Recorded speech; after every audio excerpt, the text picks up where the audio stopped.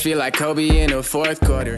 This is the Day More NBA podcast, and we are brought to you by Prize Picks. Let's go. Round 2 coming at you Monday morning. It's May 5th, and on today's show, we're previewing the Wolves-Warriors series with Wolves beat writer Jace Frederick. We'll rip through how these teams match up. I'm really curious to see who the Warriors start and how they decide to match up with the Wolves offense from a defensive standpoint. Also, how the Wolves are going to guard Steph Curry, how they're going to approach that. Jace and I will get into all that. And then Jace also wrote a great piece in yesterday's paper on Anthony Edwards' growth in thinking the game. He interviewed a lot of people close to Ant on that. So all that, and I'm sure a lot more with Jace coming up next on this Wolves-Warriors preview episode.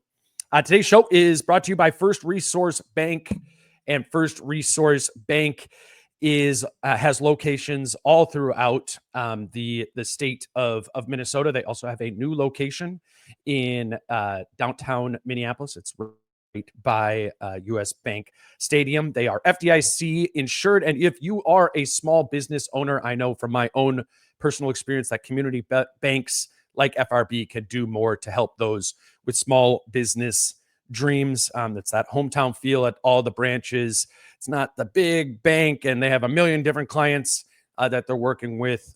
You get more of a sense of that they care, that they are invested in what you are investing your business in or your personal resources in. FRB is also a great philanthropic endeavor.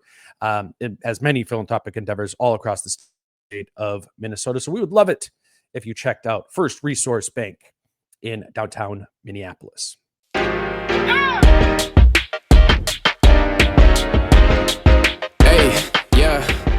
All right, we now know it's Wolves Warriors here in round 2. I got Jace Frederick here with me. Jace, before we jump into specifics of the Golden State matchup, after watching that Warriors Rockets series, who did you feel like between these two teams were a better or worse opponent for the Wolves? If it would have been Rockets, would you have been feeling differently today about the likelihood? I understand the chessboard would have been very different. How did you just yesterday, as you were sitting there watching that game last night, like outside of us selfishly wanting the Warriors to win, so games 1 and 2 were in Minnesota, what were you thinking?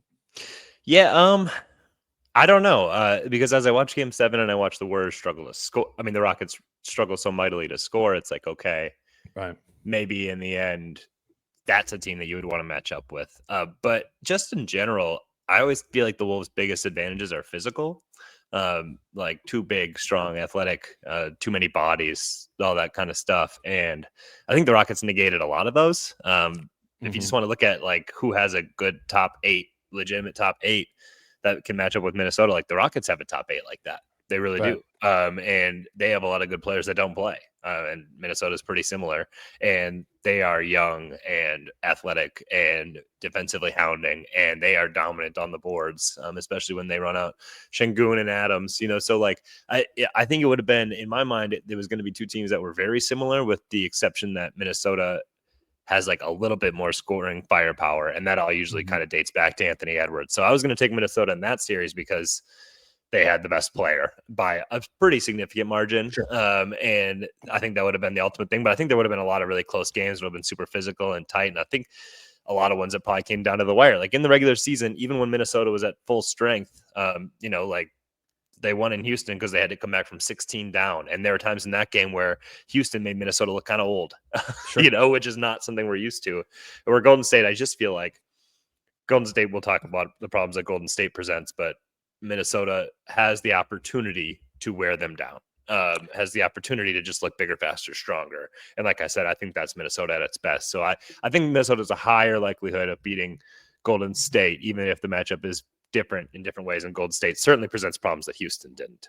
Yeah, it's interesting. There's different pathways to look at both of these teams, as I was the last couple of days. And I'll say this as a segue to, I think, where we should start the Golden State conversation is with matchups, because I have no idea who the Warriors are going to start or how they're going to approach matching up with the Wolves defensively. But I say that bring up the Rockets first. I don't know, I was watching last night in that first half and what the Rockets were doing to effectively take the ball out of Steph Curry's hands, got me kind of thinking about neutralizing the advantage that you're talking about with Ant being would be the best player in that series against the Rockets. But I think it would have been a significantly more difficult series for the Wolves to score in. Yeah. Had they played against the Rockets, Thompson would have got the Thompson duty, or would have been guarded by Ahmed Thompson. Plus, the Rockets were not afraid to put 2 on the ball and just try and take out the main thing and taking care of everything on the backside. So this shifts now into my head when I start thinking about this Golden State series, maybe with that prior of like, ooh, that would have been really bad offensively against the Rockets too.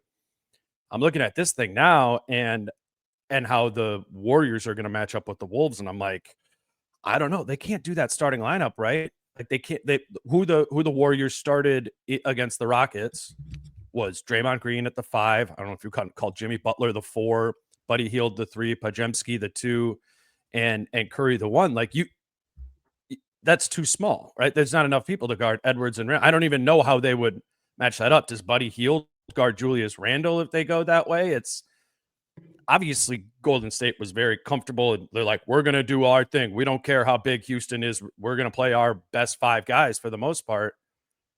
But this just looks like a bigger problem because the Wolves have Ant and Randle who can, they're killing any of those guys in an isolation situation other than Draymond or Jimmy, right? Yeah, I mean, that's why I don't know why you would think Buddy would guard Randle. I mean, I don't know who Pods. I think Butler would guard Randle, and then they would probably put Pods with a lot of help on Ant or whatever, that kind of thing. They didn't even have Gary Payton Jr. in that game, and just with an illness, so that changes it up. Yeah, starting 4 or 6. Starting lineups in general, though, and that maybe is why Buddy started 7. But yeah, I don't think they'll start what they started in 7. But I mean, you could see even a Draymond on Randle, and then just maybe they go just Jimmy on Rudy or whatever, and then you might get killed on the glass there. But then Jimmy roves a little bit, and that maybe or Draymond can rove, and then they'll live with that. So you don't think they need to start a big? You don't think they need to start Looney or Post? I don't think so. No, I mean, they might get killed on the glass and whatnot with that, but I just think that at that point you're giving up some of your biggest advantages. It's really hard to start Jimmy, Draymond, and Post is not an NBA playoff starter by any stretch, and Looney is it's not enough spacing. So I think they will try to play lineups that they feel fit better offensively and see how it matches up. It's another one of those things. Your guess would be then Green, Butler, Hield, Payton, Curry, that's who they started in game 6. Yeah, maybe. I wouldn't be. I mean, I wouldn't if they just wanted to be like, no, Steve Kerr is a matchup guy where I think he'll change it up. But to say they went with that game 7 one, I don't think it's true. But if they did, I think they could try to make it work. I think they could go hey, Pods on Ant, and we really play in on the gaps and all that jazz, and then it's Draymond really floating off Rudy, and it's Jimmy on Randle, and go with that, and yeah. I think so. I guess I'm a little bit. I don't think Buddy Hield will be on Julius Randle. I don't. Yeah. Edwards or Randle there. So then Hield with. I don't think they want Jimmy to probably take on a number 1 matchup all game either. Frankly. Yeah. So you're saying heavy gap help, maybe they just come out and it's a ton of zone. Yeah. I think that's quite possible as well. Yeah. There's been a lot of zone in these playoffs, but I still think what we've seen is zone in little bursts is better than holding to it the whole time. And I just feel like with that lineup, it would need to be in a heavy help setup or a heavy zone setup to just be able to handle the Wolves' size. I don't know. Maybe this is. I was talking with Britt about this the other day, and we're recording 48 hours, or whatever, after Rudy has 24 rebounds, and I'm like, Looney's got to start, right? And it's like, wait a minute, there's no way I would have been saying Looney has to start to guard Gobert after game 4. Yeah. So I guess, it'll be interesting. All these lineups are going to play. I think I have this down here too. A Looney lineup is will play throughout the course of the series, and maybe it'll be different matchups at different times, and that presents, those present different ways of mitigating Gobert and Randle's size. If you play a big, basically, if you're playing like Looney instead of Payton. you get bigger and you're able to handle some of their size there.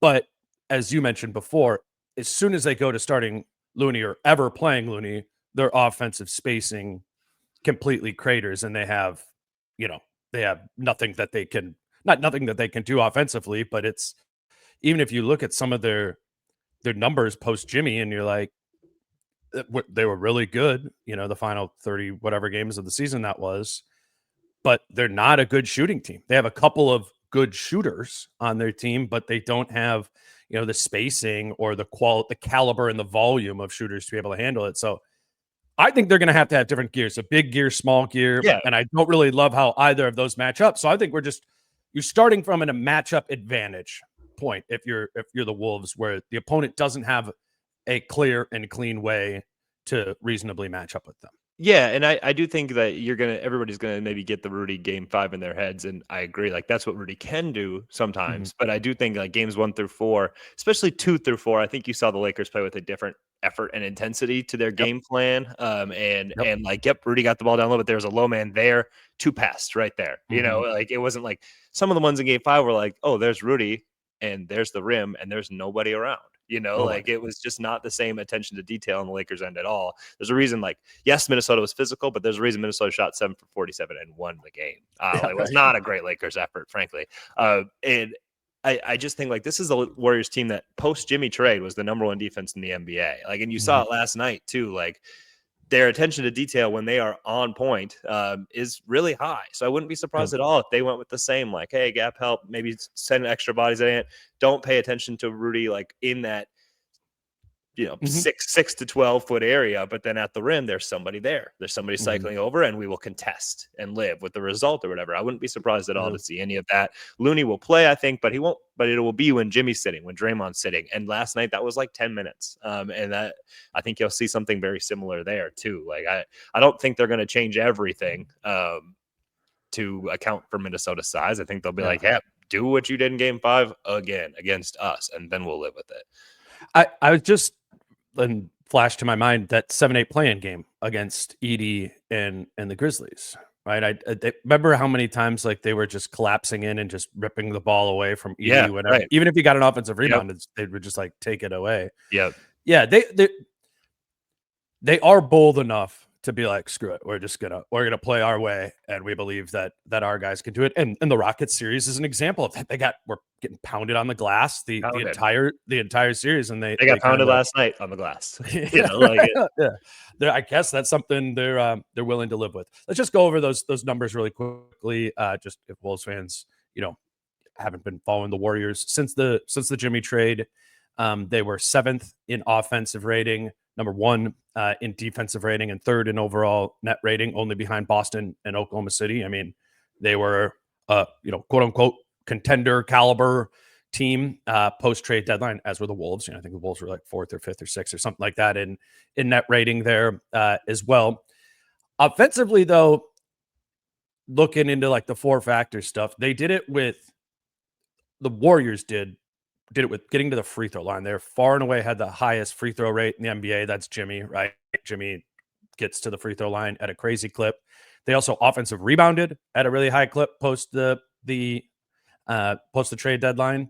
But even like shooting, they were 17th in effective field goal percentage and 20th in turnovers. Like, not a great shooting team, still turning the ball over as much as every iteration of this Warriors dynasty has. And then on the defensive side of the ball, they were first because they forced the most turnovers by a mile there. There's no other markers really that are like, this is what this team was great. Or I don't know. I'm sure there are. I didn't find them.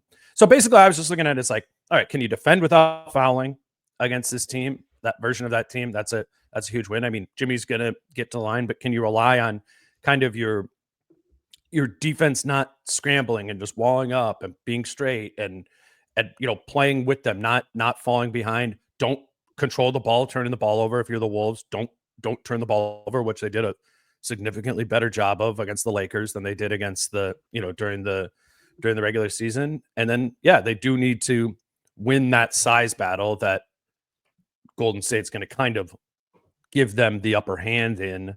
And that isn't just offensive rebounding. Obviously, you want to see the Steven Adams stuff happen from Gobert, but clean up the defensive glass too. One possession offensively, like those are really good numbers, and people are going to cite that a lot. But they're kind of juiced up by generating a bunch of turnovers defensively and by getting to the free throw line a ton offensively. Is why that Warriors team was as good as they were post deadline. And I think some of those things are a little bit more controllable than just like this team is super talented or executes really well. Like they kind of, the Jimmy version of the Warriors seem to have like found some hacks that led to I don't know. That sounds too pejorative. I'm being like negative to them, but I just think if you're not turning over the ball at a high clip, the Warriors are not going to feel like the number one defense. And I do think there's a big distinction to be made between what the Warriors are defensively and the Rockets are, even though in those rankings, the Rockets would be lower than them. Yeah, I mean, I think the Rockets were one of the best defenses in the NBA, very legitimately. And that is why, like, as much as I think one of the biggest advantages for Minnesota is that the Warriors had to play the Rockets in round one. I still think the Rockets were really good. And that was your team this year, man. That was. I really liked the way they played, and I think those last game 6, I saw a lot of that Rockets team this year.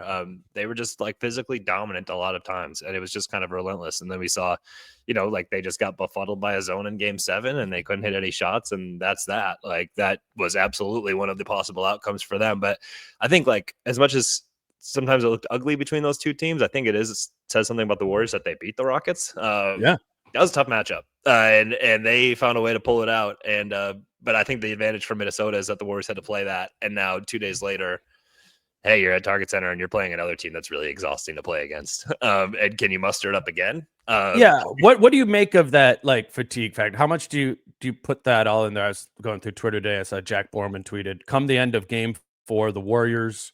Game 4 of this coming series against the Wolves, the Warriors will have played 9 playoff games in a 16-day span with no more than 1 day in between each game. The Wolves will have played just 7 games in that span with 5 days of rest between their 5th and 6th game. I mean, how much credit do we give to that, or do we say you just expect a little less energy in game 1? I mean, I was gonna say, is it like a 1-game thing or is it a compounding thing? I mean, maybe it can be compounding to some degree, but I honestly think it's a game 1 thing. In that, I just think there's probably something to, hey, you had your backs against the wall in game 7 and you had to pour everything into it. Like, it's the whole like 7 into 1 thing. I don't think anybody plays that great after going 7 and then playing game 1 because you feel like you can breathe. Like, hey, we could lose this game in our life and it's not done. Yeah. So I think game 1's very important for Minnesota, and that would be a very big leg up. I would expect Minnesota to win game 1, and maybe even do it convincingly, because they have been kind of chomping at the bit to go, and Golden State's like, all right, travel again, here we go, like on to another city. But as far as like if the Warriors are gassed, I don't think that's true. I mean, you would have thought that for game 7, and they weren't. Their attention to detail defensively was phenomenal in that game, and they were making all those little efforts all over the court, and you wouldn't do that if you were gassed. You wouldn't, and that was, again, coming from San Francisco on Friday to Houston on Sunday. Now, over time, over the course of the playoffs, could it eventually be like, we can't do this anymore? Maybe, but I don't know if the second round's the time when that comes. I think to some degree, like Steph Curry's the best conditioned athlete in basketball. He'll push through it. But yeah, I think game 1 is probably Minnesota's to win. And if Minnesota doesn't win game 1, then I think like your alarms go off of like, how did they lose that game? Is there actually matchup advantages here for Golden State that we didn't address or see coming? Yeah, I would say too with Golden State to like acknowledge their depth, like not to the degree that it's a weapon of Alexander Walker, Reed, and DiVincenzo, but they got like a lot of Jalen Clark and Terrence Shannon Jr. caliber guys who are like, oh, okay, that's a fringy, right? Peyton, Post, like who serve a functional, like, okay, Gary Payton's out there. I know what he's going to do, and he's going to be pretty good at it. Like Post is a capable shooter, and he's big. It's not. You're watching some of the the Nuggets, right? Whenever the Nuggets, they're putting in some sort of mixed lineup, and you're like, oh, there's 2 guys out here I cannot believe are playing in the playoffs. I feel like the Warriors have. I think like, Post is on that level for me, but yeah. At least he's big. Yeah, he's big and he can shoot it. Yeah. But that's I still, when I watch him, I'm like, this is not. This is not an NBA playoff player. But yeah, I mean Peyton for sure. Peyton knows who he is and he does it well. I mean that's kind of Moody, Healed. Yep. Agreed. Like, and I know some of those guys are going to start, but there's flawed too. But if you know who you are and you do it well and you do your best to cover up your deficiencies, like that's when you're a contributing player on a good team. If the Lakers bench is a 2 out of 10, what is the Warriors bench? And the Wolves is like a 9. If the Wolves are a 9, yeah. Maybe a 5. Yeah. Maybe a 4.5. Yeah, I'd probably go 5 or 6. I don't know. We'll see. I think what I'm intrigued by from their perspective is there's different options. You could go Santos. You could go. That's true. I actually think Kevon Looney's a very good versatility. player, and he doesn't play on the team half the time. So because of fit, and I understand the fit idea too, but I think he's a really good player, who a lot of teams would be fortunate to have playing 25 to 30 minutes a game as a center. So yeah, I hear you on that. Yeah. I'll grab our first break here. Today's show is brought to you by Your Home Improvement Company, and it's spring, summer. It's time to, it's an easier time to get those home improvement projects taken care of. If you got the leaky windows, it's about to be hot, get those taken care of. Your Home Improvement Company this month is offering a buy two, get two free windows deal. Those windows come with a lifetime warranty and are installed by certified professionals. They also have a bathroom renovation deal still going on, 30% off a bathroom remodel, tower to shub conversion, or full-on bathroom remodel. But I always tell you about the bathroom and the windows because those are the deals they have going on. Whatever your home improvement project is, Your Home Improvement Company is going to be able to help you do that and be done by, again, certified professionals with a lifetime warranty. And all of their projects come with great financing deals that require zero money down, zero interest, and zero payments until 2026.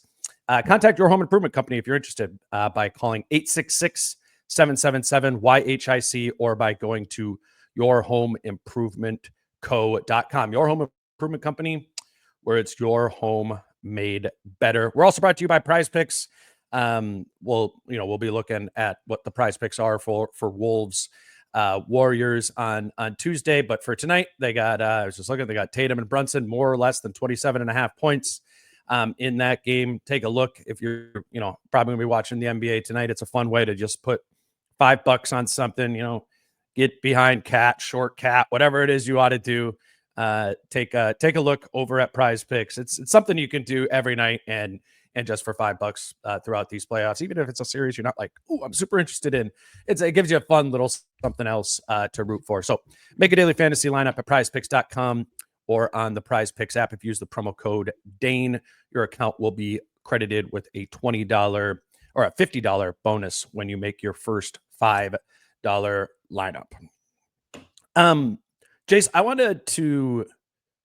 I was kind of thinking about the matchups, and from a Golden State guarding the Wolves perspective and running into some of those collisions of size and matchups on that end. And I was trying to think about the other side of the ball, less specifically who's guarding who. I think that's pretty straightforward from a Wolves standpoint. But I started thinking in my head, I was like, what is Golden State's Dallas double drag thing? Like, what is the thing that Golden State could do in a series offensively that the Wolves just have no answers for? Like the Wolves had no answers for Luka and that double drag look with both of the bigs in the Western Conference Finals last year. I don't really have like an answer for that. I don't know what the main defensive issue for the Wolves or main Golden State, not advantage, but something that really like breaks them, other than it's like Curry goes off. But I don't like, which can happen. He's an incredible shooter. But you know what I'm saying? Like, what is the repeatable thing that they can go at that proves to be a significant problem for the Wolves' really good defense? I mean, I don't think that's what the Warriors do offensively. I don't think it's like, hey, we hammer this, hammer this, hammer this. Like, that's a bunch of off-ball stuff. And last night you saw in the Houston game, like Houston did an incredible job all series, like always having a body attached to Curry. And that oftentimes was like, hey, we have to switch this. And then that switching person's job, it might be Sengun. Like, he has to go, like, you have to stay attached to Curry now. And now there's another screen, and now you have to stay attached to Curry. And there was no fear of it. And the guys were really committed to it. They did a good job with it. Yeah. But a lot of times, then Golden State last night was like, okay, you guys are going to pay this much attention. Then Draymond's going to slip that screen and head to the bucket. And we've got to lay up there, and stuff like that. And Yeah, it's a bunch of off-ball movement, and I think like movement offense is maybe what Minnesota's worst at covering. Just in general, we've seen that sometimes against like an OKC. We've seen that against Indiana for sure. Like if you have a lot of half-court Good point. ball movement, like the Wolves get lost, and or they just it's not the same impact as when like isolation basketball is what Minnesota defends best. Like that's why they did a great job with the Lakers, especially at the ends of games. And Golden State doesn't do a lot of that, so like it's a lot more attention to detail. Hey, remember this? Remember our rules on this? And all of that, and constantly like being alert. All 5 guys on the court. I know Jimmy wasn't there. The splits and cuts. It's like the splits and cuts, and that's where they'll 24 get seconds of defending. Yeah, it's 24 seconds of defending, and that's where you'll end up with some bad possessions, but you'll end up with some easy ones too. And how does that play out in the aggregate? I know all these matchups came before Jimmy came, and the Wolves weren't necessarily like playing well by any stretch during any of these matchups, but the Warriors did go 3-1 in those 4 games, and Steph did average in those final 3 30.3 points and 8.3 assists on efficient shooting. They really kind of had a hard time locking him down for 4 quarters of games. And defensively, like the Wolves have a lot of the same personnel. So that's, I think it's the Warriors with all their different movement. And can Minnesota stay locked in off-ball situations, which is a lot more difficult, I think, for this team and a lot of teams than here's who's got the ball, being in your help spot, stay attached to your guy right there. So it's a different kind of challenge than like the Lakers were. And I know I'm preventing a lot of challenges the Warriors had or whatever. Like I wrote the papers today. I think the Wolves will win in 5 games, but like, but yeah, that'll be one thing that they have to do that they haven't always done throughout the year. Like movement offenses tend to give them a lot more issues than like they always defended the Clippers well. Clippers are the isolation kings, and we saw that with the Lakers too. And this is different. And this is where they're not necessarily as dominant. Yeah, that's me just having Luka brain, of like, what is the thing that you go to over and over again? And, that's what I watched in this series and what I was thinking about at the start of this playoffs, coming off of them getting knocked off by Luka, just hammering the same thing over and over again. But you're right. Like it is apples and oranges. That is not how Golden State does play or has ever played. They are a concept team like the Wolves are. It is what is coming, in the flow. I do think there's obviously the most combustible guy in a good way for Golden State is Curry, which Jaden is going to get that matchup there. First, how do you feel about McDaniels on Curry as a matchup? And then also about like kind of the depth of guys that they can throw at him at Curry as well. If it's Nikhil, I think Dante could guard him some, maybe even Mike Conley chasing him at times. How do you just feel about how the Wolves can match up with Curry in particular? I mean, it usually makes sense in that, and I think Jaden's getting better at being a chase defender, but it's not really ever been his number 1 strength. But it's gotten better. He's done a nice job, like against Denver last year, against like a Michael Porter Jr., that kind of stuff. But Curry is a different animal, and Minnesota has struggled to box him in the past. And I think we say Mike Conley's good at it, but like it's good versus great. I really think the whole idea of it is it does take like team defense to do it, because you can't just be like, you chase him around. Like you're going to lose that battle. It has to be like, hey, on this screen, when this happens like this, you've got to be here as that second defender, but watch your guy going back too. It's just being locked in. So I think Jaden will do a decent job at some points, and Curry will get his at some points. But I think Curry is the most like 5 guys have to be playing defense and paying attention guy in the NBA. And that's the biggest challenge for Minnesota. And I think that's why even when like he goes off, it's not necessarily because Jaden McDaniels did a bad job. I think oftentimes it is like, well, the guy who was guarding the screener there was not alert as to what he needed to do on that play. And now Curry puts you in a tough spot. Now Jaden's kind of compromised because he's playing from behind and didn't get the proper help or assistance. And now he has to foul or whatever on a 3-point attempt. And so it can be frustrating, but I think they've got a lot of good defenders. They've got a lot of guys who are willing to put in that effort. It's just going to be an attention to detail kind of series. So that's what I was thinking, the same thing. And I was like, well, maybe it's just not a Jaden guards him all the time series. I wouldn't be surprised at that at all. I think Jaden on Jimmy makes a lot of sense. Yeah, I was thinking that too, of like, if Dante or Alexander Walker are in there and Jaden's out there at the same time. I know Alexander Walker and McDaniels don't overlap much, but you obviously can make a rotation shift to make that happen. Like, part of me goes, yeah, like you're here in the second quarter and Nikhil's in the game, put him on Curry to do 8 minutes of chasing and have Jaden kind of be backline secondary rim protector, or if Jimmy's out there, have him guard Jimmy. I think I'm not sure this is the type. It just isn't the type of matchup like it is Luka, where you're like there is such better odds of this possession going in our favor if Jaden McDaniels is guarding Luka Doncic than anybody else. I'm not sure it has that, because they're just Steph and Luka are different. And basically the way that you just said, it's like it's not the same thing over and over again. And that's what Jaden's good at. He's like, all right, round 2, round 3, like it's a fight. This is more a war, and trying to balance all these different elements of it. I do think, outside of Curry and the Jimmy part of it, that I think I want Ant there as much as possible, because Ant is emblematic of the Wolves are an awesome isolation defense team, because he is very good in isolation and less so good against off-ball movement, pin down screens in general. So I would say if I'm putting Ant, if I had to choose between Curry or Butler, I would rather have Ant Butler. Yeah, I wouldn't put Ant on Curry. I wouldn't ever. Britt was saying that, not ripping on Britt, but I was like, I don't see that. There's no one who you can use your physicality against as an advantage less against than Steph Curry. I mean, sure. I actually agree with shuffling bodies, because it's an exhausting task. And the more you can have guys be with fresh Jimmy for too? it. No, just on Steph. Like the Steph assignment, just shuffling through, like, hey, yep, it'll primarily be you, but yeah, Mike Conley's going to do some of it, and Nikhil's going to do some of it, and Jaden's going to do some of it, and Dante or whatever.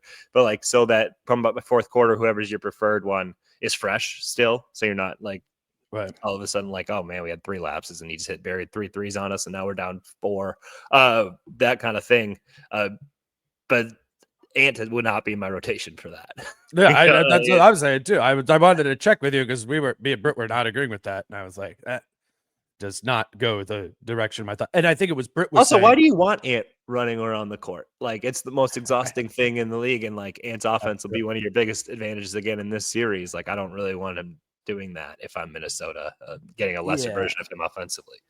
He might have been just thinking it through like the 2 lanes of like Steph or Jimmy. I don't know, and not wanting him to guard Jimmy and maybe get in foul trouble. Do you think? I mean, I think a lot of people who haven't been watching the Wolves will probably be like, "What the hell? Why is Julius Randle guarding Jimmy Butler?" But that makes some sense in this series too, right? Particularly if the Warriors do go with the Draymond at the 5 look and Jimmy's kind of functionally the 4 out there. Randle, like Edwards, is significantly better, and it's just a one-on-one isolation matchup, and kind of guard, like have Julius guard Jimmy like Draymond guards everybody, of just like this is like nose tackle versus center. We're just trying to not give up depth here. I think there's a way we can put Julius there and almost kind of have Ant on a chilling matchup, guard Peyton if he's out there. Or even Podziemski or something like that. A step down there. Ant is actually good at defensively, which is short spurts at the end of quarters of trying to get a couple stops on one of these guys. I think if his primary is Steph, that's a bad idea. And if his primary and it's a lot of Jimmy, I think it's too much defense for Ant in my opinion. Yeah, I mean, if the Warriors started their Game 7 lineup, I agree with you. I would go Jaden on Steph probably to start the game, and then Conley probably on Buddy Hield, and then Ant on Pods, and Randle on Jimmy, and Rudy on Draymond. That's what I would do if they rolled up the same one. Again, we don't know if they will. It's a totally different matchup. Steve Kerr's not afraid to switch it up at all. But yeah, that's where I would be at. Randle is a very good, like, hey, I know you're trying to get to 4 feet, and I'm going to use my body to try to keep you from getting to 4 feet, and we'll go from there. And that's pretty much what Jimmy's trying to do, is get to 4 to 10 feet. And either if he gets straight line drive to it, great. But otherwise, he's going to get in there. He's going to stop. He's going to pump, and either usually he'll look for help, or then, if you don't bait on anything, then he's going to put up a tough shot. And he makes a fair amount of them, but still, like, that's all you can ask for defensively. I thought it was interesting. Ant and Jimmy were 2 of the best foul rate guys in the second half of the season, and neither of them got that many in the first round. Ant, I think Ant was like 14 ish foul rate on his drives, and since January 1st, and Jimmy was like 12.5 or something. Both guys were less than 5% in the first round of the playoffs, which is, I know the whistle's different, but other guys still had rates higher than that. So that was really interesting to me as we head into this. Julius got the line more than Ant did because they shot the same amount of free throws. And the thing with Julius, and this is, people aren't going to like this because you're like, hey, contact's contact. But Ant, the defense is in position. It's set up to be in position. So even if you go like into a crowd, even if you get hit by your arms as a ref, I think you're looking at, well, they were like stacked up exactly how they wanted to, and he kind of went into it, and then you go from there. And I think Jimmy is some of that too, where Julius is oftentimes facing a shifting defense. Guys are in compromised positions. You just kind of assume that if they do anything physically, it's like, yeah, you probably weren't in legal guarding position there. Right. So Julius' foul rate, I honestly think, like in the playoffs, is kind of built off of Ant shifting the defense so much. Yeah, well, maybe we can talk about Julius a little bit later too, but it'll be interesting. Julius is not going to be guarded by Luka Doncic in this series. You know what I mean? Like he's probably going to get a lot of Draymond if Looney's out there. And I don't think in general, I don't think the Wolves are going to be able to pick their matchups like they did against the Lakers. I don't think the Warriors will switch nearly as loosely. They will some, I'm sure. They'll mix up their looks and whatnot, but I think they'll have different options to go to. Let's talk about Ant a little bit. And you wrote a great, I loved it. The piece you wrote for, what was that, Sunday's paper, on just kind of Ant's basketball intelligence growing. And, and you talked to Chris Hines, who's Ant's player development guy through the Wolves, and Justin Holland, who's his longtime trainer, and just about Ant's ability to sort of diagnose and dissect defenses and what he was able to do in that Lakers series. It's gonna be a whole new test, a whole new, much like we don't know what the Warriors starting lineup is going to be for sure. We don't know what the defense is that they're going to throw at Ant, but it is again going to be about the series, probably more than anything, is going to be about Ant's ability to diagnose and dissect what the Warriors are doing to try to limit him, which did a great job against the Lakers. Share a little bit about what you wrote there and getting the perspective from, the people closest to him on how he has developed that ability to diagnose and dissect defenses. Yeah, I mean, I think there's like the intelligence part of it where like Chris Hines is like, I think he's a genius because like they will talk about something in like almost in passing as they're like flipping through film or whatever, clips or just conversation. And then he's like, and then, it can be weeks later and Ant will be like, well, remember you said this and it applies to that situation. And he's like, did I say that? Like, that sounds like what I would said. I don't remember saying that. And they're like, it's like you show him something and it's like burned into his brain, which, is one of the greatest traits you can have when you're trying to pick up anything in life. Sure. And Justin kind of said the same thing of like, he's one of the smartest people I know of, and I think that gets lost with his vernacular and whatnot. And you just maybe don't assume it. But they're like, he just picks things up so quickly. And as Justin said, like, there's one of the reasons why not everybody does this. He gets better every year because he's constantly picking things up. Like he hasn't plateaued yet because he's constantly learning things. And we see that with these defenses too. And like, hey, they're throwing this look at him and he's like, okay, I've seen that look this many times. Here's what I do. And so there's a lot of that and that makes sense. But I think the most interesting part to me of the whole thing was like Chris Hines being like, and Chris Finch has talked about, hey, we give him a lot of space to work, like within which to operate, and frankly, within which to make mistakes and learn what doesn't work. And Chris Hines has talked about, like, hey, we will say this, and Ant will in his mind be like, but I see what you're saying, but I think I can get through this. And they're like, Chris Hines at one point was like, I played Division I basketball. Like, I know I'm not you, but nobody's ever gotten through that. But Ant has to try it because he has such a fervent belief in his abilities for good reason. He's one of the best athletes in the world. And sometimes he will do things and they're like, oh, wow, you can do that. Okay. How do we use that to our advantage? Let's talk about the specific one. And you referenced it in there. And this has become really apparent, I would say, over the last 3 to 4 months as teams have started to put blitz him more, right? You bring I think up, it was first apparent in the Denver series in last Sure. year and other Right. things. Yeah, when teams come out and blitz, your first thought is, okay, get off the ball. But as we've seen with Ant, like he sometimes rushes to the edge. he just rushes to the edge. he just like, races it and he beats Yeah. the big around the corner. And like that happened in the Lakers series where he beats the big around the corner. And guess what? Now that low man has to come there too. And now there are 3 people guarding Anthony Edwards. And because he took what was supposed to be, okay, we'll play 3-on-4 on the back end with 2 up there. And now it's like, oh, now we're playing 2-on-4 with 3 people guarding Ant on the baseline. And it's not something you think you can do. And Chris Hines is like, yeah, we see that. And we're like, oh, you are that fast. Okay. How do we work from that? How do we get guys prepared for when you do that? What are the reads when you get to the baseline? And as Ant said, like on a kick up to Nas there, he's like, I know they've been guarding the corner all game. So now I know that we always have somebody up on the wing. So on a specific play for game 3 for Nas, he's like, I just threw it to the wing. I didn't see anybody. I just knew somebody was going to be there. And that's the kind of thing of like, now that's like second level. I'm going to do this. And when that gets there, I know that pass isn't going to be there, but that pass should be there. It's kind of thinking ahead. And like game 1, he was talking to the team at halftime of like, I need guys here and here.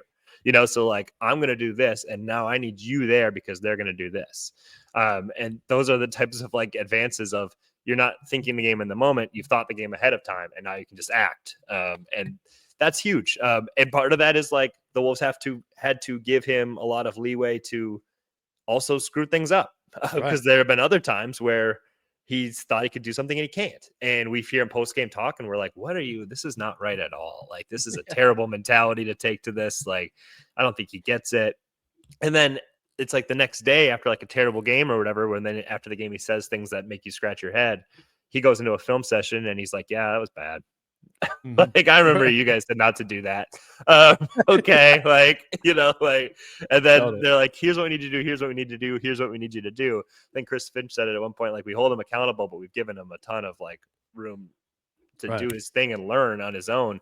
And Ant has done that, to his credit. Like, he's, as much as after one game, it'll be like, what was he thinking? 2 days later, he comes back. It's like, oh, he learned his lesson on that. And that's where you've seen the most growth out of him. So I think it's been cool to see how Ant picks things up and how the Timberwolves have kind of understood what's required for him to learn. Like Chris Hines said, the times he has to bump his head to realize like the proper path of direction, and how the Wolves have been like, whoa, okay, you can do that. Okay, we will change what we were planning on doing then. So it's kind of like the collaboration between all of that, I think, has been really fascinating. When I was reading the thing, I started thinking about a scrambling quarterback. That's what it reminds me of. Yeah. And it's like the blitzing big up there to be there. Your job is basically the same as like a defensive end, right? It's like containment. I'm keeping you in the pocket here. And what Ant has the ability to do, like, Lamar Jackson or, Michael Vick, whatever, is the ability to outrun the containment and then cut up the field. And that's him. Now he's getting into the middle of the floor, and it's the low man you're talking about. And that's the middle linebacker. You just got to make one move. And if you beat him, it's a layup or it's a touchdown. And it's also like a quarterback if you do get out of the pocket, you get around that big, which is the biggest thing of this, is the speed. And that's what C. Hines was talking about. He is fast enough to like out blitz the blitz and get out there. And if that happens, the defense is freaking out. It's the middle linebacker, or now he's out of the pocket, but he's still behind the line of scrimmage, and he can make the little pass here across his body. And that's what we're seeing him doing more. But the real thing is the speed to get around the edge there. And you don't see many players do that. Like, because they're coached not to. They're like, this is a dangerous situation. The defense is building a wall here, and Ant's like, I don't know, I'm just faster. And I could, and he is. He really is. And that is, everybody makes a big deal, rightfully so, obviously, of his dunks and his physique and stuff. But why Ant is an elite defender at times is his foot speed. Yeah. His foot speed is the thing, and it doesn't like fit his frame, but that's why he can guard anybody, is because he can slide and move laterally 10 out of 10 in that way. And it's the same thing. He just has, I think that's where his athleticism shows up most, because he does that more than he dunks, you know what I'm saying? Or finishes through contact at the rim. I think he's got better at using his speed on the perimeter than he's gotten better at getting to the basket and finishing. It's it's just a finesse thing, whereas going to the basket and dunking is a power thing. And Ant has some resistance to doing that, right? He doesn't every time he goes up, be like, I'm dunking on this guy, or I'm going through this guy. And I mean, there's saving your body smart elements to this. But he's like, I can run around this guy every time. I can run around this guy after I've been on the floor for 11 straight minutes. I can still do it, because I think that's what his real functional basketball superpower is right now, is speed in that frame. And that makes him a lot harder to take out with double team coverage than it would be like that Steph was taken out by double team coverage in the game last night. You know what I'm saying? Steph doesn't have that same ability. Obviously, Steph is a better shooter, all these other things, but Steph is kind of like a pocket passer in that sense. And it's something Ant has in his bag to do. And if he's thinking it and he's playing more intelligently, those weapons, he just has more weapons in his bag, you know? And I think to me, that's really the shift over the last few months. But you're right. It did start against Denver, who blitzed him over and over again in that 7-game series in the playoffs last year. Yeah. And you talk about like the leaping, and that is the thing he's most known for. There are a lot of great leapers who are terrible at basketball. Like it's only so applicable in so many situations. You just can't jump through everybody. And that just doesn't work. You will miss a lot, whatever, like charges, whatever, like it's the ability that doesn't compromise defenses. Like the ability to jump high doesn't compromise anybody. It's when nobody can stay in front of you, when you can't even have multiple people stay in front of you, when automatically like you are in such a position to win offensively. When you draw, they talk about drawing 2, and when you draw 3, it's like now you're just playing on easy mode. Like there's one where he kicked out to Dante, and like now you have Austin Reeves, who's like trying to guard 2 guys on the other side of the court, and so now he's racing over to Dante, and Dante's got like 3 options that can work there. It's like you can pass, you can attack the closeout. You're already open anyway to shoot, and he attacks the closeout and gets in there and one. It's just that speed is one of those things that just can't really be accounted for, and if you can't even corral it, you know, and I know there are like different things where people are like, okay, so now maybe blitz, but not really like just kind of like show a half blitz, you know? It's like it's the fake blitzes is almost then what you want to try next, you know? Like I know what you mean. Constantly thinking of things in your head of like, okay, we can't do that one, but we have to keep switching it up, and so maybe we can make him think we're doing that, but we're not actually doing it, and then he'll see that, you know, and learn from that too. But I think. I thought it was really interesting when Chris Finch is like, you know, ever since we got him, we try to give him like these left and right bumpers. And then as he learns more and more, and as he proves more and more he can do, we just keep moving the bumpers out. It's like, okay. Yeah. And now the space, it's like a baseball field now, like the foul lines are just getting wider and wider, to which everything is fair play for him, because he's shown how much he can handle. And some of it's instincts. And a lot of it, though, is that he has put in the time and effort. And in playoff series, he puts in the time and effort to like, go over clips, see things, understand what he's seeing. Like I know when he was like, they're playing like a zone against me after game 2, I was like, oh my God, they are not. Man, are you like not seeing the game? Like this is the same defense you've been playing. They play against you all the time. It's the same defense they had in game 1. But then he figures it out. Like he puts in the time, and he's like, it's in his head, like I can't play like that. And he makes the game slow down for him because he puts in the time and effort to do it. And he talked about like, yeah, not everybody wants to look at film that's bad. I want to get it because I want to learn. And like Justin Holland said, that's because he wants to be the best at everything he does. And no matter what is required to do that, he's going to do it. And I think that's why he's gotten so into like diving into a defense when he has time to do so. In the regular season, it's harder to have time to do so. That's just a fact. But and he doesn't. And then in the regular season, when a team would throw a funky coverage at him, it would take him a while to figure it out. I think it's the number one reason the Wolves were bad in clutch time. Because the defenses in the last 5 minutes of a game would throw something completely new at Ant that he would take, you know, the first couple of minutes to diagnose. And I think, again, that's part of the reason why they had so much success against the Lakers in the clutch, because the Lakers didn't change the defense in the last 5 minutes of the game. They started with we're obsessed with Ant defense. And it's like, all right, like doing this for 43 minutes. I like next 5, like, let's go. The one other thing there to the Dante point, because I think that was a good one, of putting Dante in a situation there on the kick where it isn't even just like an open 3, which is good enough. It's like it's 3 different awesome things: off the dribble to attack here, drop, you know, maybe he can go in and find Rudy in the middle or whatever it might be. I think a big turning point for Ant recently, I don't know when it happened, is he now understands that advantage that Dante's getting and is looking to he sees the value of that. Does that make sense? Whereas before it was just like, all right, I'm getting off of it, and now it's like, I'm getting off of it because Nas is here, or Bing Bing is there. Nas is in the middle. Jaden's in the dunker, like there's a better level of understanding of what happens when he gets off of it, and that there's better and worse places to get off of it. Because you go back, it was his second year in the league, was the first time he really started getting blitzed at all, and all he would do is retreat. Right? He would retreat out and just try and find like D'Lo on the other side of the floor. There was never any attacking. It wasn't even off in the open guy. It was like somebody else being single covered. It's like, there, I got off of it. It was like, somebody else take it. It was somebody else take it. Did I do that good, Fitch? I did turn it over. Yeah, and Fitch was like, yes, that's fine. Like that's step but one. Now we've progressed to step not one, something beyond that. Last thing I want to get to and spend a little bit of time on is just we talked about this some. Randle and Gobert and the size and punishing. And we mentioned the Warriors sticking to their guns and playing small and doing that despite the Rockets being the best offensive rebounding team in the league during the regular season, being an incredible offensive rebounding team in that series. But they stuck to their guns, which I think is a signal that they could just be daring Randle and Gobert to play as well as they did, in the Lakers series. Julius didn't have a great game 1, but was great 2 through 5.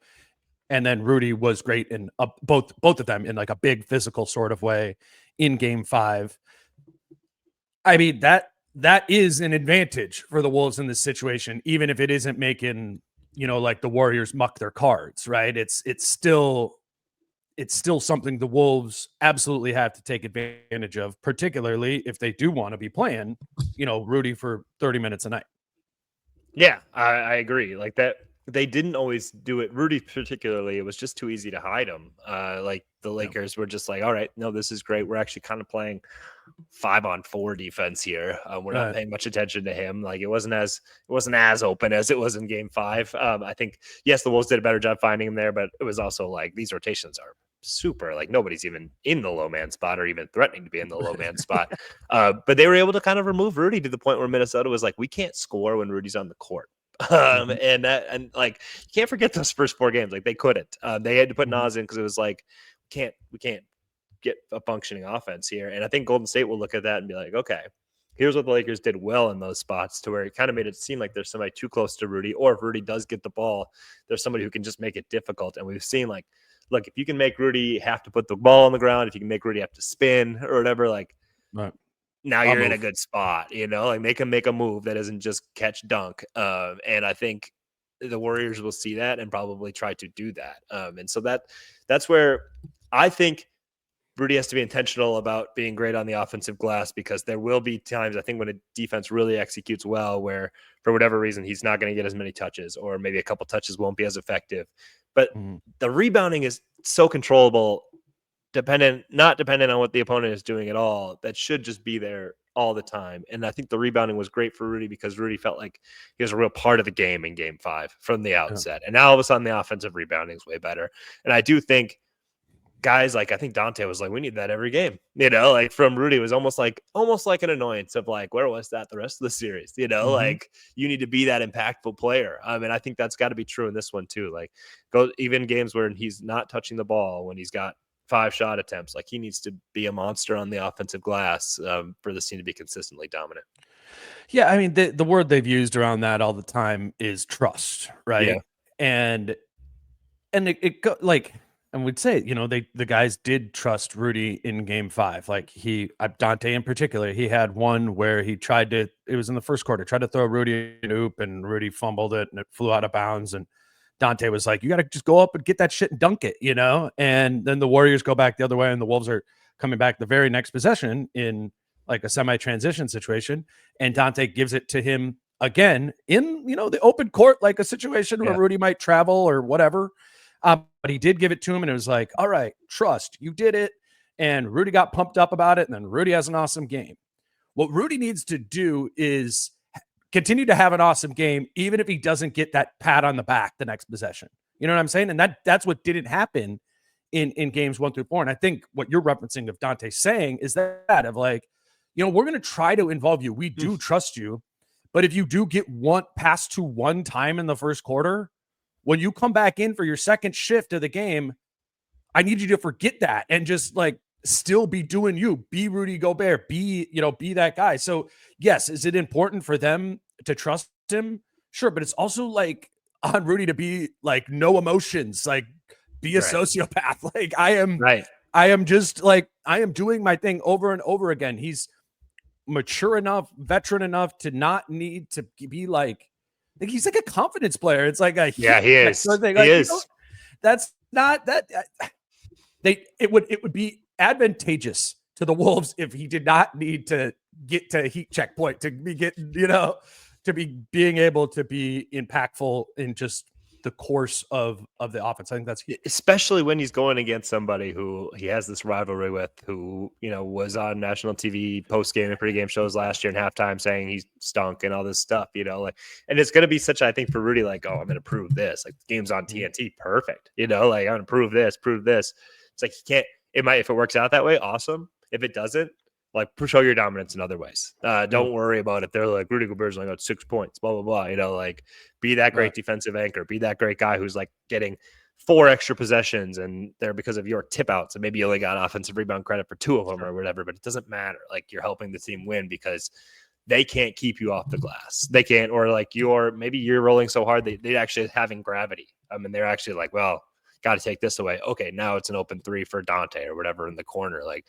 just do that, and don't worry about. It's great for the narrative. It's great for him to have that game. I'm sure he enjoyed soaking in the love after it, 27 and 24. But like, you can be just as impactful with like 14 and 12. And I think he's just got to have that mindset, no matter who's on the other side. Yeah, he knows that. It's like it's just not letting the. Just not letting yourself lose that confidence or whatever, which just happens. And that's when he kind of falls off into the distance of the Wolves offense.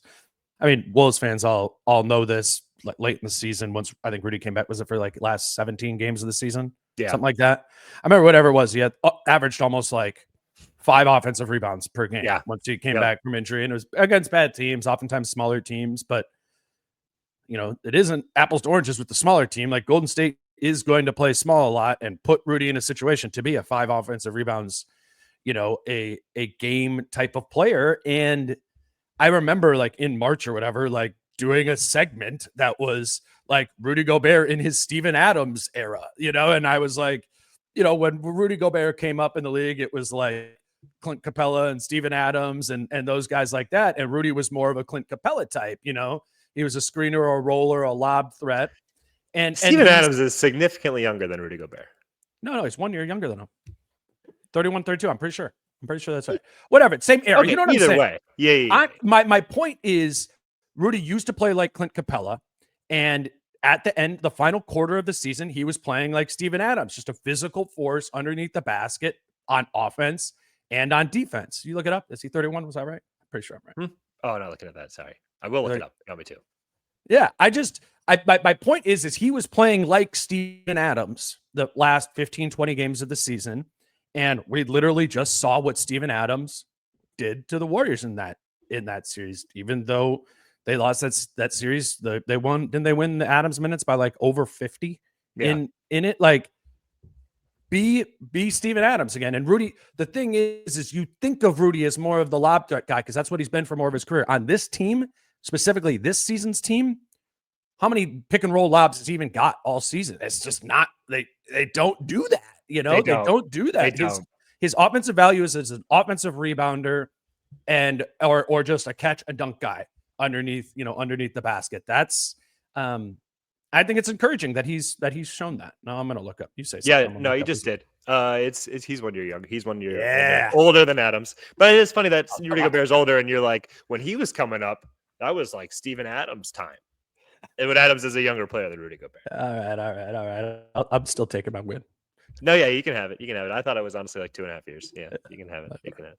No, I agree with you. I think it has been like for Rudy. I think there have been games where Minnesota's intentional about it too. Like, and yeah, that's great. And obviously they were intentional about it against the Lakers, but in game 5, but again, like that was another kind of obvious scenario. Like, and there are just going to be times where like Rudy feels like he's open but it's not totally open and players are doing risk assessment. And yeah, maybe like it'd be good to throw some, but there are also times where it's like, I actually don't think that's the best play here. And that's just, and you just got to deal with it. You know, like you oftentimes are, especially on this team, like the number 4 or 5 offensive choice, but you know, when you can be the number 1, when you grab the offensive rebound, like it is what it is. Like, right. I think Pat Bev said it once or something, like grab it off the rim, big fellow. Like, well, he wasn't talking about Rudy, but you know, that's just kind of a, like, right. You know, but it is what it is. Okay, very last thing, actually. What do you make of Draymond and Jimmy stuff? Like, is that? Yeah, sure. I don't even know how to properly assign it. I mean, clearly Draymond is going to do that every game because he does it every game, and I don't think there's enough credit ever given to, or maybe blame. Like Rudy's going to do it to Draymond too. Like, you know, like we saw, like Rudy's the guy who shoved a forearm to the back of LeBron's head in like game 3 or 4 or whatever. It was like, all right, like Rudy's going to do just as much pushing and shoving, and Draymond will just do that one extra thing that jumps off the screen. They'll go back and forth, Rudy and Draymond. I'm pretty confident in that. Like those two will be forearming each other in the back and kind of giving each other like those elbows to the sternum all series. Jaden will get in there. Dante will get in there. Yeah. The Jimmy thing, what's so interesting is like last week or so when we thought it was definitely going to be Warriors, and then some doubt certainly crept into our mind as the series wore on. But just talking to people kind of around the Wolves team, around Wolves players and whatnot, of like, oh yeah, like, you know, obviously Jimmy's gonna be the most hated like player in the series. And like, really? And then you realize in your head, like, how do you not know that? Oh, you weren't around for any of that. Obviously, it was probably just like a blip on your radar. Like you're probably like, which Jimmy exit was that? Oh yeah, that one. How did that one go down? Whatever. And Jimmy hasn't played here in 3 or 4 years or whatever the case may be. So they've never even seen that. They've never like heard it. It had like a small taste of it with like that Miami game pre-Thanksgiving, but in general, literally nobody was on that team. No, nobody's on the Jimmy team. I know. I'm saying like a lot of these guys haven't even played a game at Target Center where Jimmy's been the opponent. Like, so they don't have any idea of like what to expect. How much the fan base is just going to be. I think they might be surprised. Like when he gets the ball and there's like a loud chorus of boos. I think they might be like, oh wow, they really hate this guy. Like I honestly think that's going to throw them off because they have no connection to it whatsoever. You know, like I do expect Target Center to be very anti-Jimmy. Obviously, it always has been, and they haven't really had a chance to boo for a long time now. And they're going to get a lot of chances in that situation where they were already be tuned up to a 10. So yeah, I think that's going to be huge, and then we'll see. But like Jimmy's not so much like the getting physical, whatever. Like that's not Jimmy. That's Draymond. And Jimmy will just be the one who's just getting a chorus of boos throughout the game. Yeah, I view the chorus of boos and the impact on Jimmy as like a net neutral. Like I don't think it because he's getting booed and people are going at him. I don't see that to make him worse, and I don't see it to be like, oh, it's some massive like Luka inspiration of like these people don't like me. Like fuck, you know, I'm gonna show you. Like it's. I think the Jimmy one's gonna be the Jimmy one because that's just how Jimmy plays basketball. He waits and then and attacks, and I do not think he'll be bothered by it. But you know, it's the Draymond and Jimmy element of this is a factor to some extent because it'll be a factor in a game. You know, somebody's going to get ejected, and there will be energy surrounding Jimmy. I just don't know how to like quantify it. Yeah, or do anything other than react to it when it comes. You know, okay, well, let's see. So Dante and Draymond are suspended for game 4. Okay, what does that mean for for game 5? Like, I don't know. It's gonna happen. You know, something's gonna happen, but it's hard to quantify. So we'll see with that. Anything else? Just whatever random that you had now? No, to be honest, like it's so much easier to break down a first round series or even like the Denver series last year when you have like a week to look back at matchups and be like, okay, how did they play them? How did they do this? Okay, what are they going to do there? It's kind of a quick turnaround. Obviously, it's going to be 46 hours between Warriors game 7 and Wolves Warriors game 1. It'll be kind of learning on the fly to some degree. Like you can go back and watch some clips today, but again, like the matchups, the teams are different. There's just not much to work off of, and we'll see. I just strongly believe that in the end, like the Wolves are going to have more legs and like probably just kind of wear down. It's really hard, I think, to go 7 games Rockets into the Wolves because those two teams are very similar in that like 100%. It's a battle for 48 minutes. It's a physical battle, particularly the playoff versions of these teams. And that's a lot to withstand for anybody, particularly maybe a more veteran team like the Warriors. That flying again, it's like a 2.5, 3 hour flight today, like whatever. It's a lot. I think the Wolves will wear them down. I think the Wolves I would like the Wolves to win game 1 very comfortably in that. I'm confident they'll win. I don't know what the margin will be. And now you're up 1-0. And yeah, it's tough. I like the Wolves a lot in this series. I think they're minus 180 is what I saw. Yeah, minus 180 to win the series, minus 255 to now that adds up to win game 1. Yeah. Oh, shoot, what was I going to say? That's what I say though. If they lose game 1, it's like, oh, whoa, everything was lined right. Yeah, do need to be dialed and be ready to to take advantage of the situation. That's what I was going to say. Is I picked Phoenix in the first round last year because I went and looked back at what Phoenix did against the Wolves during the regular season, right? And it screamed like this team has advantage here in X, Y, and Z because they did during the regular season matchups. And then with the Lakers series, I did kind of the same thing of looking back at the Western Conference Finals and what a problem Luka was. And I think that got me to exaggerate what the Lakers odds are. We don't have that in the war. I don't think we have that's what I was kind of getting at the beginning. I'm like, what is the Warriors thing that they do over and over again? And maybe if they played them 4 times during the regular season, I went back and watched those games, I'd be able to pick that out and give it to you. But I don't think it's that situation. I don't. Yeah. I think. Steph got his somehow. He really played really well in these matchups. So I mean but that's just it. I haven't had a chance to even look at it really to see how it all occurred. And so much of stuff you write off is like, well, what are you going to do about that? Or is that repeatable? And the answer is yes, but it doesn't seem like it is. So right. No, it'll be assess it as you go. But I think we're both in. You said Wolves in 5. I think we're both in the same boat of like they should be clear favorites in this, but that clearly requires diagnosing the game and dissecting it. It requires Randle and Gobert, being big. It requires McDaniels and others to have a plan against Curry. It's not like we don't maybe need to do all of those things simultaneously, but so long as like the Wolves are able to whack-a-mole enough of the things over the course of time, they have a rest advantage in this series. They have home court advantage and probably just a greater depth of talent for sure. And, even if maybe the Warriors combined top 2 players are better than the Wolves top 2 players. I'm not doing that with the Wolves anymore. I'm giving them credit, for their bench. They deserve to be favorites in this. And it's going to be about how they, how they execute and take advantages of the advantages that they do have.